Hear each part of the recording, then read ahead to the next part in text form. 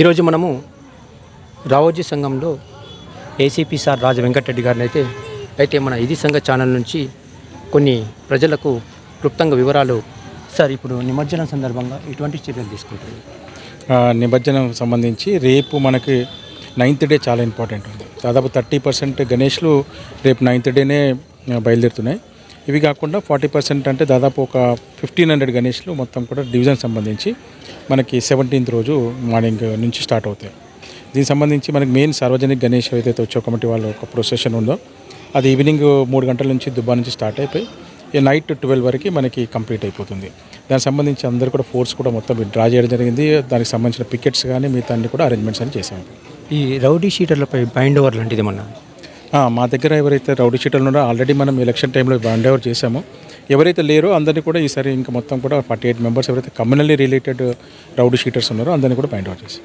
ఈ route map అన్నమాట ఎటువంటిది, అంటే రూట్ మ్యాప్ ఏమన్నా డిసైడ్ చేశారు?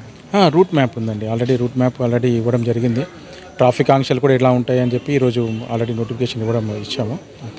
ఏదైతే రూట్ 6 కిలోమీటర్స్ ఉంది, ఎక్కడెక్కడ బ్యారికేడింగ్ చేయాలా, ఎక్కడెక్కడ మాస్క్స్ ఉన్నాయి, అవన్నీ కూడా దానికి తగ్గట్టు పకడ్బందీ బందోబస్తు ఏర్పాటు చేస్తాం. ఇటువంటి భద్రతలు చేపట్టండి అన్ని రకాలుగా ఉన్నాయి. అంటే మనకి ప్రొసెషన్తో పాటు ఉంటాయి, తర్వాత పికెట్స్ ఇంపార్టెంట్ ఉంటాయి, సెన్సిటివ్ పికెట్స్ ఉంటాయి, సీసీటీవీ కెమెరాల నిఘా ఉంది, తర్వాత మనకి మఫ్టీలో కూడా మన ఎస్బీ వాళ్ళు కూడా అన్ని ప్లేసెస్లో నిఘా అనేది ఏర్పాటు చేస్తాం. ఈ ట్రాఫిక్ మళ్లింపుపై ఏమైనా చర్యలు తీసుకున్నారా? ట్రాఫిక్ మళ్లింపు ఆల్రెడీ మేము నోటిఫికేషన్ ఇచ్చాము. ఈరోజు పత్రికాముఖంగా విడుదల చేయడం జరిగింది. ఎక్కడెక్కడ నుంచి ఆంక్షలు ఉన్నాయి, ఏ విధంగా చేయాలనేది కూడా అందరికీ కూడా చెప్పడం జరిగింది.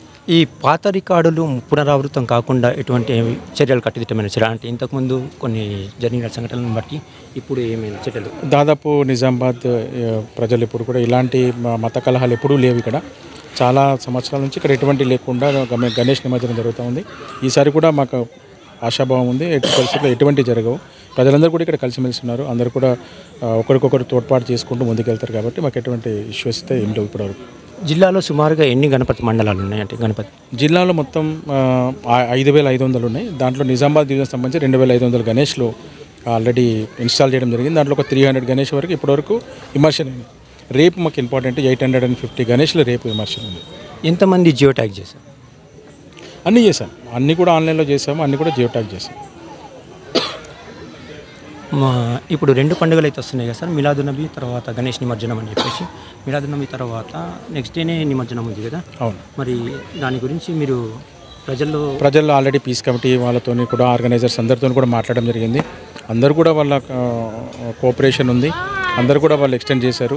లాస్ట్ ఇయర్ కూడా సేమ్ ఇలానే వచ్చింది. అందరూ కూడా సేమ్ ఎటువంటి ఇబ్బంది లేకుండా జరిగినాయి. ఈసారి కూడా మాకు ఆశాభావం ఉంది. ఎవరికి కూడా అలాంటి ఉద్దేశాలు ఏం లేవు. అందరూ కూడా ప్రజల దగ్గర ఉండి 2 పండుగల్లో ప్రశాంతంగా జరుపుకుంటారు. ముఖ్యంగా గణేష్ మండలి వాళ్ళు ఎటువంటి జాగ్రత్తలు తీసుకోవాలి? ఆల్రెడీ మేము చెప్పాము. గణేష్ మండపం వాళ్ళు ఏమేమి తీసుకోవాలా, దీపం గురించి కానీ, ఎలక్ట్రిసిటీ గురించి కానీ, నైట్ ఆర్గనైజర్స్ కంపల్సరీ పండుకోవడం గురించి కానీ చాలాసార్లు మనం వాళ్ళకు పిలిచి చెప్పడం జరిగింది. తర్వాత మనం ఎప్పుడైతే వెళ్తున్నామో ప్రతి మండపం దగ్గర మళ్ళీ మనం చెప్తా ఉన్నాం. నిమజ్జనం చేసేటప్పుడు అంటే ఈ డీజే లాంటివి ఎటువంటి అంటే ఎటువంటి తీసుకోకూడదు, అంటే ఎటువంటి చేయకూడదు అని చెప్పేసి. ఇక డీజే అనేది మేము ఆల్రెడీ చెప్పాము, వాడకుండా ఉంటే మంచిది. ఎందుకంటే దానివల్ల చాలా నష్టం ఉంది. చాలామంది పేషెంట్స్ ఉంటారు, హార్ట్ పేషెంట్స్ ఉంటారు, వృద్ధులు ఉంటారు, చాలామంది ఇబ్బందులతో ఉంటారు. ఇంత పెద్ద డెసిబుల్ సౌండ్స్తో ఉంటే వాళ్ళకి అన్ని కూడా ఈ ప్రాబ్లమ్స్ వచ్చే అవకాశం ఉంది. మీరు ఈ మధ్య చూశారు మహారాష్ట్రలో ఓన్లీ డీజే వల్ల గోడ కూలిపోయి 11 మంది చనిపోయినారు. ఇలాంటి సంఘటనలు చాలా జరుగుతూ ఉన్నాయి. మేము అందరూ కూడా రిక్వెస్ట్ చేసేది ఏంటంటే ఆ డిసిబుల్ సౌండ్ ఏదో ఉందో తగ్గించుకుంటే ఎవరికి ఇబ్బంది కాకుండా ఏ పండుగ జరుపుకున్నా కూడా పోలీసుకి ఎటువంటి ఇబ్బందులు లేవు. Okay, thank you very much sir. మా ఇది సంగతి సమయం టైం ఇచ్చినందుకు చాలా కృతజ్ఞతలు.